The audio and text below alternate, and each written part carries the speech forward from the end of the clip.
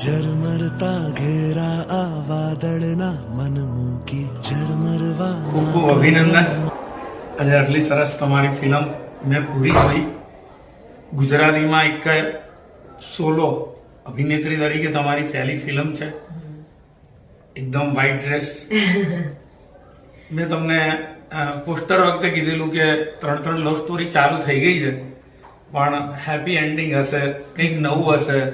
યશ ચોપરાનો એક શેડ હતો, ચાંદની યો મેરી ચાંદની. બિલકુલ વ્હાઇટ ડ્રેસ છે તમારો. તમને ખુદને આજે પહેલી ફિલ્મ જોઈને કેવું લાગે? Thank you so much. આટલા એટલી મસ્ત કોમ્પ્લિમેન્ટ આપી છે તમે મને. બટ બહુ જ સરસ લાગ્યું મને. આઈ થિંક વ્હાઇટ મારો ફેવરેટ કલર છે, અને આ જે શુભ દિવસો હોય ત્યારે વ્હાઇટ પહેરવાનું મને ગમે છે, એટલા માટે. એન્ડ એક્સપિરિયન્સ વાઇઝ બહુ જ સરસ એક્સપિરિયન્સ રહ્યો છે. એઝ ફર્સ્ટ ટાઈમ એક્ટર જે ગુજરાતી ફિલ્મમાં કરી રહી છે, આટલું સરસ રોલ મળવો it's a blessing in itself. કે દરેક સ્ક્રીનમાં દરેક સીનમાં જે પ્રેઝન્સ ફીલ થઈ રહ્યું છે, અને આવું જે છે ને બહુ ઓછા ફિમેલ કેરેક્ટર્સ માટે લખાય છે.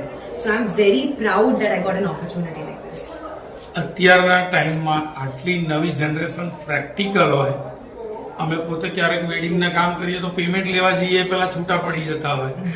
એમાં તમે પોતે લવ અને પ્રેમ વિશે શું વિચારો?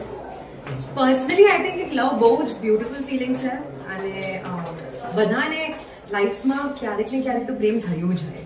એટલા માટે જ આ ફિલ્મ સાથે બધા રિલેટ કરી શકશે. અને એક એવું એક ફિલિંગ છે જે તમને હંમેશા ખુશ રાખે. સો આશા કરી રહ્યા છે કે તમે પિક્ચર જોઈને પણ ખુશ જ થઈ જશો. બિલકુલ મજા આવી. અને એક છેલ્લો સવાલ તમને પૂછી લો કે હવે પછી કદાચ તમને ફરીથી ગુજરાતી ફિલ્મમાં કોઈ રોલ મળશે તો કેવા હીરો અથવા તો કોણ હીરો તરીકે તમે પહેલા પસંદ કરો? આઈ થિંક હીરો કરતા વધારે ઇમ્પોર્ટન્ટ મારા માટે સ્ટોરી છે. અગર એક સરસ કવિતા વાર્તા મળે તો હું ડેફિનેટલી કરીશ.